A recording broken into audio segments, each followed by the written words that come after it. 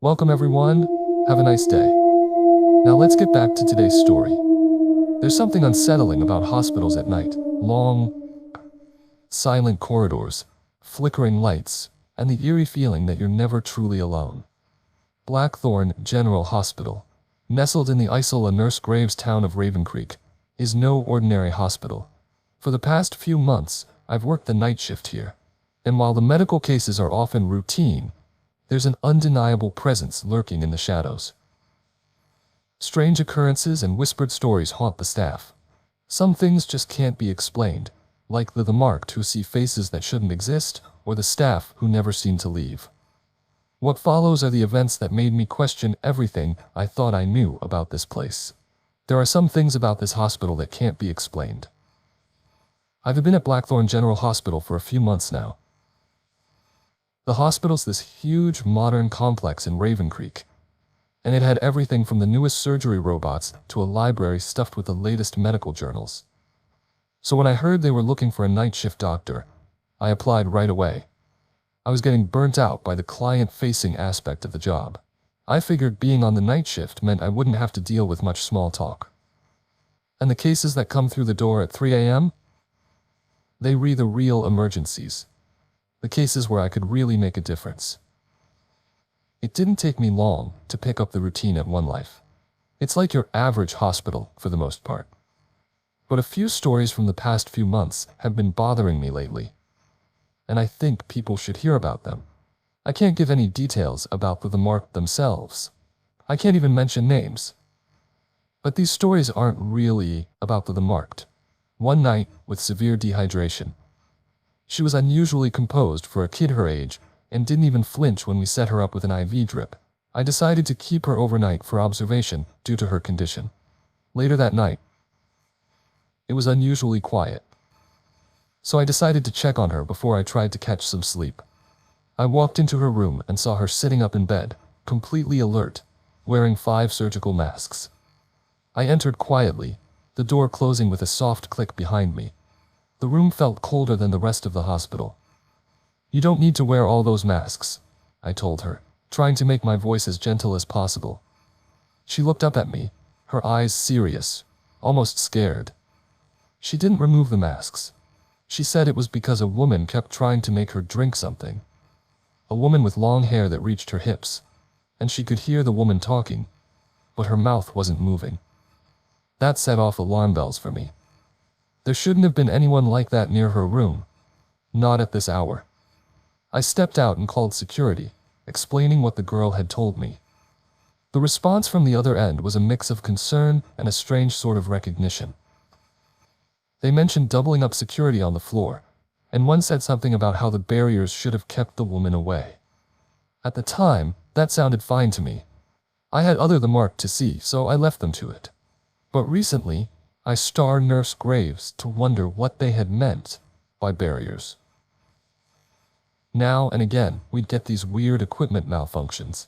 Once, we had some trouble with the X-ray machine, and I was called in to take over. They said it just wouldn't work when the regular attendant ran it. The patient was a middle-aged guy, big and rugged. He said he was a swimmer and worked construction, which explained the muscles. He came in complaining about pain in his foot.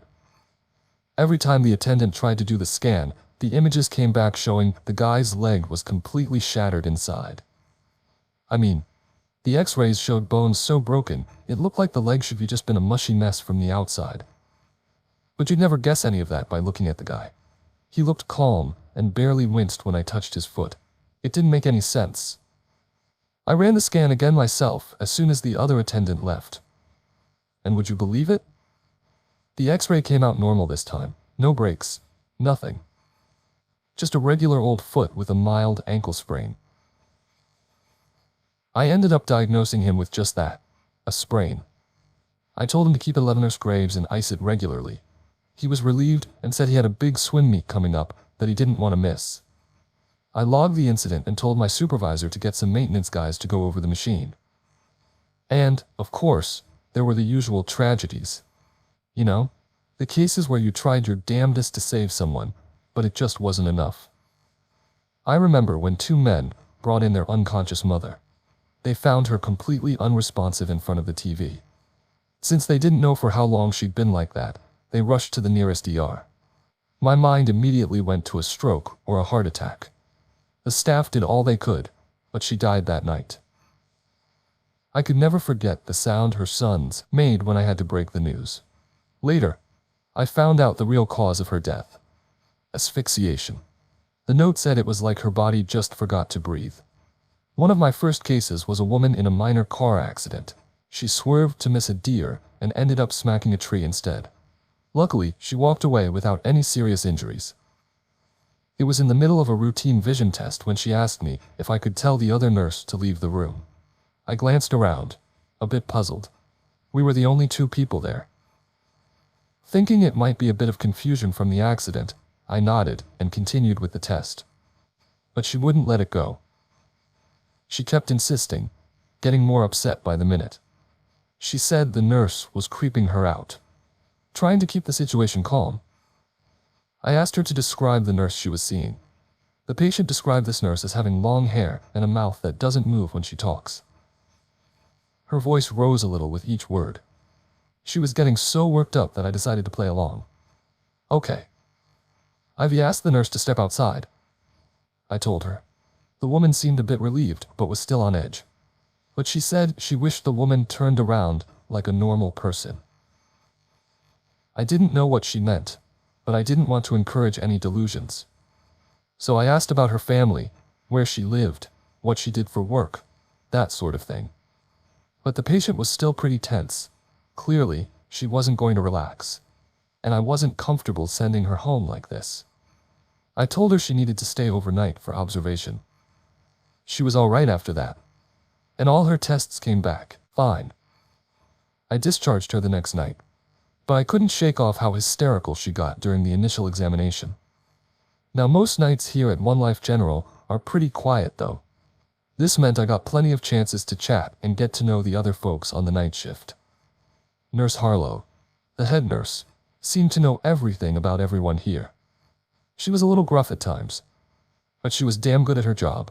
She was the one you'd want in a crisis.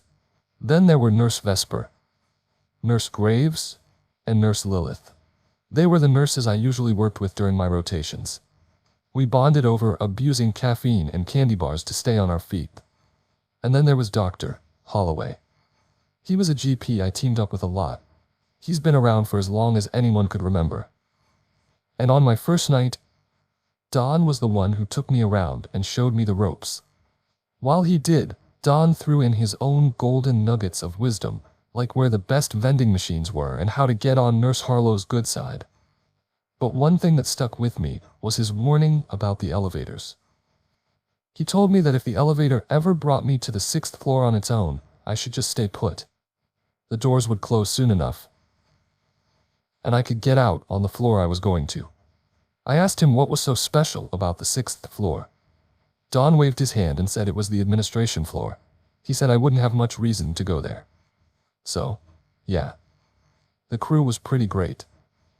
Everyone looked out for each other. And you won't find a hospital with better bedside manner than the staff at One Life. I've met the marked, who have their favorite doctors and won't meet with anyone else. I was working a late shift when a female patient came in. She was a nervous wreck and specifically asked to see Dr. Blackwood. She told me she was there to get the results on some tests.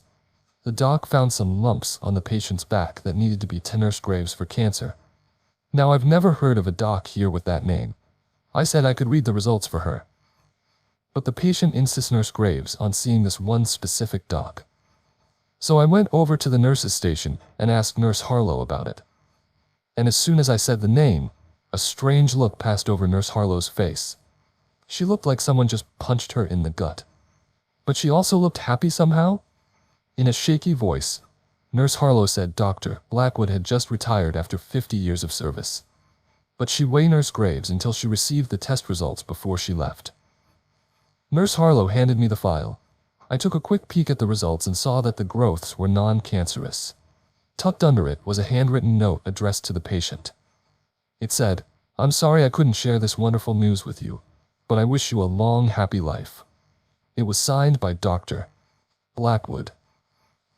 I went back to the patient to give her the good news and let her know about the retirement. When I broke the news, she was relieved to hear that her condition wasn't serious, but seemed confused about the retirement. She thought Dr. Blackwood seemed too young to retire. I told her that 50 years is a long time to be working as a doc. The woman then brought up a picture on her phone. She said her son took the photo just last week. It showed the patient smiling next to a woman who looked fresh out of med school. She pointed Nurse Graves at the young woman. "That's Doc Blackwood," she said. Now, my friends have asked if I ever got creeped out working the night shift. I told them that the hospital looked the same at night as it did during the day. It's not like we shut the lights off. When I used to work the day shift, I wouldn't even know it was evening until I stepped into the parking lot. Most places even had backup generators to make sure the equipment stayed on no matter what happened. But I remembered one incident where the lights failed on us. I was assisting in surgery when the lights just blinked out. We were halfway through the procedure when the room suddenly went dark. I mean, pitch black. You could hear a collective gasp around the room. The only light came from the monitors. Thankfully, it told us our patient was still stable. All the machines were fine, so we figured it had something to do with the wiring. The lights flickered back on a few seconds later, and I noticed something strange. Among our surgical tray's usual scalpels and clamps were instruments I'd never seen before. One looked bizarre, like it had two prongs with feathers on the ends. Another was shaped like a metal flower, but the petals ended in sharp points. There were a few more that I couldn't even begin to describe. I didn't say anything at the time. You focus on the patient in the middle of surgery, not on weird surgical tools. So we all just continued with the procedure. Someone in scrubs took the strange instruments away when we finished the surgery. I watched them leave with the tray. But I swear, I never saw them enter. The door wasn't even open yet. And I hadn't seen them before or during the surgery. I never saw that person again after that. I do admit some of our the marked can be strange. One night I was in one of the examination rooms with a young boy and his mother. The boy came in with a dangerously high fever. He was barely responsive. I talked to his mother to try and get a medical history. I was about to sip my coffee when the boy startled Nurse Graves to say something. His voice was hoarse, and he was obviously struggling to get the words out. I leaned in closer, trying to understand him. He pointed Nurse Graves weakly at my coffee mug and shook his head. With a lot of effort, he croaked out that a lady had put something in my drink. His mother quickly reassured him that there was no lady in the room. But the boy tried to argue. I didn't want the patient to stress himself out further, so I told him that I wouldn't be drinking any more coffee. That calmed him down, and I was able to finish the consultation. I had him admit Nurse Graves to the pediatric ward. As soon as they left, I took my mug and went straight to the bathroom. I tipped the mug over the sink and saw something solid fall out. It was a rusty razor blade, and sometimes even the visitors get into some sort of trouble. Now, One Life has pretty generous visiting hours. They let people come in to see the marked whenever they want. So, it wasn't unusual for me to find random people wandering around the halls asking me where the bathrooms were. But I remember when one of those visitors turned into a patient. I was doing my rounds when I heard a loud thump down the hall. Rushing toward the noise, I found a man crumpled up on the stairwell. He was clearly in a lot of pain. I quickly radioed for help and went over to check on him. It was immediately clear that he had dislocated Nurse Graves his shoulder. The man seemed shaken up as he explained that he had just been visiting a friend, getting lost when searching for a bathroom. But then, he heard someone calling his name. And it wasn't like any regular shout across the hall. The voice used an old nickname only his friends would know. Curious, he followed the voice to the stairwell. He saw a woman there. She was looking off to the side, staring into space. Her mouth wasn't moving, but the voice was coming from her direction. He called out to her, but there was no response, so he decided to approach her instead. The woman didn't move at all as he got closer. And that's when he saw it. The woman had a second face growing on the back of her head, calling out to him. The face laughed, and he ran, slipping down the stairs in the process. I tried to keep my face straight, but I made sure to recommend a CT scan for him. Now I know what you're thinking. I can't give CT scans to every patient who talks about seeing something weird. But I warned Nurse Graves to cover my bases, you know. I had seen things at this hospital that I couldn't fully explain either. But that didn't mean I could rule out more natural causes. Not when a patient's health was on the line. I was with Nurse Lilith when I first saw something I didn't have an explanation for. It happened in my first week. We were reviewing patient records as we walked down the hallway together, chatting casually, when we realized we had taken a wrong turn somewhere. Suddenly, we found ourselves in a part of the hospital that looked completely unfamiliar. Everything looked normal enough, but it wasn't a wing I had been to before during my rounds. I felt Nurse Lilith tense up beside me before she grabbed my arm, dragging me to the stairwell. I was about to ask why she was rushing when I heard a squeaking noise behind us. It sounded like someone was pushing a cart. Nurse Lilith told me to ignore it and keep moving, but I couldn't help it. I turned to look. There, rolling across the ceiling towards us, was a wheelchair. It was empty, with no one behind it.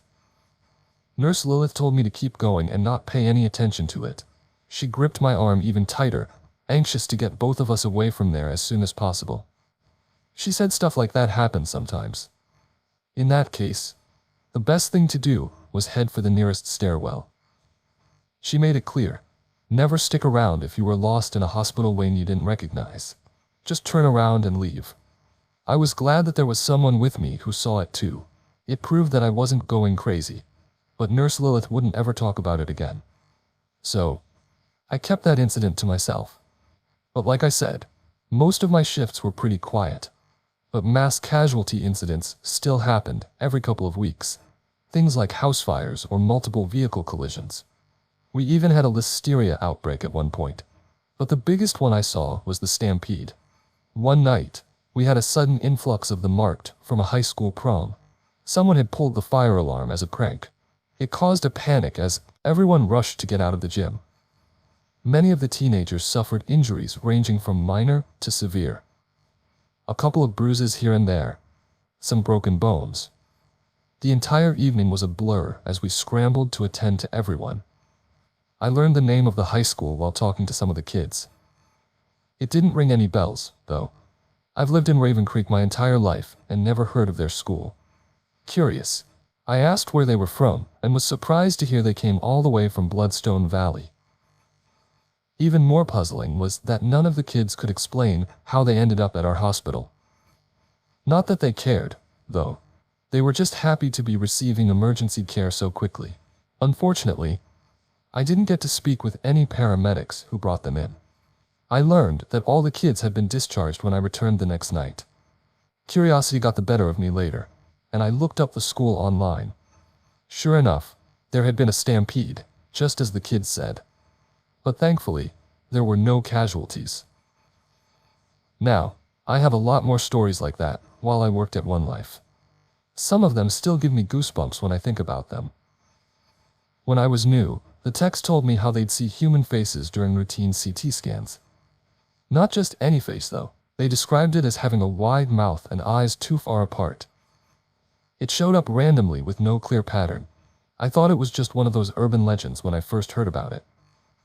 But then, I saw it myself. One day, we were scanning a man's torso, and I noticed something blurry on the first scan. I thought it was a glitch. So, I asked for another scan to be done. The second one came back with large, shadowy blotches on top of the patient's torso. It made absolutely no sense. I even held up the scan to the light to see if I was hallucinating. Fruster Nurse Graves. I ordered a third scan, hoping it would clear up. But this time, the image showed a face, like someone was lying on top of the patient during the scan. The mouth stretched across its face like a fish. Its eyes were huge, and so far apart they almost touched its ears. In the lower right corner of the scan were some blurry shapes. It took me a minute to figure out what they were. They were fingers spread out like they were waving hello. The tech guy said we had to reschedule the scan for next week. We did, and the rescheduled scan went by without a hitch. The images were clear, with no faces or strange blotches. The patient went home without worries, but I couldn't stop thinking about that face. From then on, I rescheduled the marked when I heard the face was showing up in the scans again. I told people that the machine had broken down and that they could reschedule for next week. And sometimes, these incidents hit close to home. I noticed something weird during one of my nightly rounds at the hospital. As I walked down the hallway, a red glow caught my eye. It was coming from one of the rooms. I checked my lists to see who was assigned there. But according to my paperwork, the room should have been empty. Curious, I walked closer and saw that no patient name was listed Nurse Graves by the door either. The red light from inside the room grew brighter as I approached. I could hear the beeping of machines and what sounded like multiple people talking inside. It all seemed very normal for a hospital room, except for the fact that there wasn't supposed to be anyone in there. When I opened the door, the room was empty. There was no red light, no beeping machines, and none of the voices I just heard. The only thing in there was my spare shirt on the bed. I kept it in my locker for emergencies. And I knew it was the same shirt because I could see my initials embroidered on the cuff. The shirt was a gift from my mom when I graduated Nurse Graves Med School. And then there was the episode that really scared me. Not because it happened to me, but because it had put a patient in danger. That night, a terminally ill patient coded. He was scheduled to be transferred to hospice care the next day. But his heart stopped in the middle of the night. We rushed over as soon as Nurse Nurse Graves, code blue. Thankfully, we were able to bring him back fairly quickly. When he came around, he Graves talking about this nurse who'd been visiting him regularly. He'd mentioned her before, describing her as a kind woman with long, flowing hair. But that night, she had offered to ease his pain forever if he let her. According to him, she saw Nurse Graves pressing down on his chest to stop his heart. None of us saw a woman there when we entered the room, but the other patient sharing the room confirmed the story. He said he'd seen this woman too, and had even tried to call for help when he saw what she was doing. We got another code that same night. This time for a violent patient. I wasn't there, but I heard the story from Nurse Lilith. A patient recovering from heart surgery began seeing a reflection of a long-haired woman in his window each night. He told the nurses that she was whispering to him, telling him to remove his stitches. Night after night, they found him more and more upset. At first, everyone thought it was just hallucinations from his medication. But that night, a nurse found him taking out the stitches. He'd already torn a couple off before the team could stop him. He had to be set in Nurse Graves to keep him from doing any more damage. At that point, I'd been at One Life for a couple of months. And in all that time, I've heard many more stories about this mysterious woman who kept showing up when the marked got hurt. Everyone described her the same way. She had long hair, and her mouth never moved when she talked. After those two codes, I started Nurse Graves, asking around about her.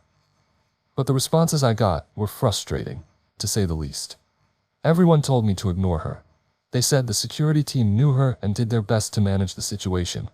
And the whole time, I sensed that no one knew anything about her. Even Nurse Lilith didn't know much. She simply told me that I'd have to get used to this. She said that the woman had been around since the hospital was founded. Then she turned to walk away. I grabbed her arm to stop her, but it felt like my hand passed right through. I figured I must have missed her somehow, so I tried again. This time, Nurse Lilith spun around. "Don't touch me." She shouted, "Nurse Graves. I'm sorry, I just want Nurse Graves some answers. That's all," I said, genuinely shocked by her reaction. Nurse Lilith's face softened a bit. "I'm sorry for yelling. It's just been a really long night," she said, her voice calmer. "How about I take you out for breakfast? Truce?" I offered. She was my closest friend at this hospital. I want Nurse Graves to make things right. But Nurse Lilith shook her head. "No, thanks. I think I'll just stay here at the hospital." "Geez, do you ever go home? You need to take care of yourself too sometimes." Nurse Lilith shook her head and laughed. "Trust me, this is where I'm happiest. I chose to be here. And that's when I realized I'd never actually seen Nurse Lilith out of the hospital, not even in the parking lot. When I thought about it, I'd never seen any of the staff end their shifts.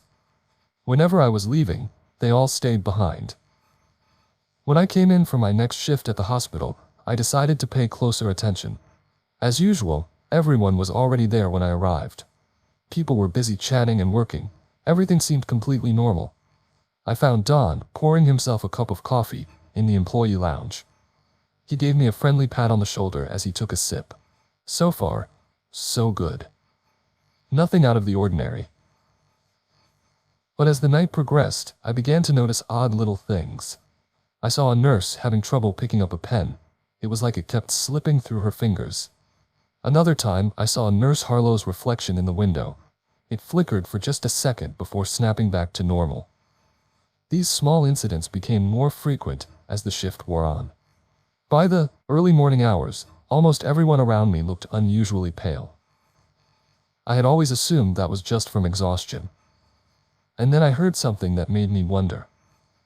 It was the end of my shift. I was finishing up a candy bar in the employee lounge before driving home. And that's when two docs came in. Grimwald, a neurologist, and Dr. Morgrave from the psych ward. Nelson was saying how he was glad the Marked didn't ask for lobotomies anymore. He claimed he knew it was bunk when he heard about it in the 40s. Brinkman snore Nurse Graves and said he actually met the crackpot who invented Nurse Graves it. He knew the guy was crazy as soon as they met. Now, these two didn't look that old. They were about my age. Way too young to have been alive in the 40s. Deciding to stay at the hospital during the day to see more, I watched as the Marked came and went. The hospital opera Nurse Graves as usual. Curious about the night staff, I headed to the nurse's station to talk to head nurse Mortimer. He was the head nurse for the day shift. I asked him about the nurses from my shift, wondering where they were. He said they were resting and told me I should do the same. But I was sure I hadn't seen any of my night coworkers clock out and leave. Then I asked about the long-haired woman some of us had seen at night. All he said was that security was taking care of it and to let him know if I saw her around. Everything seemed perfectly normal. I wandered over to the stairwell and climbed up to the 6th floor on a whim. To my surprise, there was no 6th floor. I admit, I never really used the stairs. So I never noticed how the floor numbers went, from 5, then straight to 7. I headed back down and walked over to the elevator. As soon as the doors opened, I stepped in and way Nurse Graves. The doors shut, and I didn't move a muscle. Eventually, the button for the 6th floor lit up on its own. Bingo. But when the elevator doors opened, the only thing I could see was a single dark hallway. It looked completely abandoned. The tiles were cracked, and the lights didn't work. The only thing I could see was what the elevator lights could touch.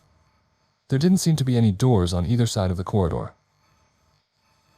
To the right, I noticed a wooden sign fixed on the wall. It read "The Marked." Below that was a list of names and dates written on the wall. The list was written in columns stretching far back into the hallway. I recognized some of the names as people I've treated Nurse Graves.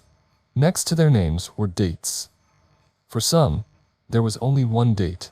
I figured that referred to their birthdays. But other names had 2 dates, Nurse Graves next to them. The most recent was for a patient that had died the other day. Then, I noticed that more the Marked were still alive for the first couple of columns than those who had passed. I looked to my left. There was a wooden sign on this one too. This sign read, "Staff." Under that sign was a different list of names. The names stretched far back down into the darkness. Some of these I recognized too. Nurse Graves Garcia, Nurse Harlow Davis, Dr. Holloway, Nurse Lilith Abrams. All my friends on the night shift, but beside each of their names were 2 dates. A birthday and the day they died. Every single name on that wall had both sets. And those dates. A lot of them were way older than the ones I saw on the patient list. I saw dates from the 60s, the 30s, even the 1900s if I looked far enough. I squinted Nurse Graves at the wall, looking for the most recent name added to the list. It was mine, and it was the only one that didn't have a death date next to it. As I walked the halls of Blackthorn General that night, The weight of the hospital's secrets pressed down on me. The list of names on the 6th floor revealed a horrifying truth. The hospital's night shift staff weren't just employees, they were something else entirely. The dead outnumbered the living, and I had unknowingly joined their ranks. Now, as I sit here writing this, I wonder how much time I have left before my own death date is filled in. The hospital holds on to its own, and once you're in, it never really lets you go. Thank you for watching. Please like, comment, and subscribe for more. Your support means the world to me.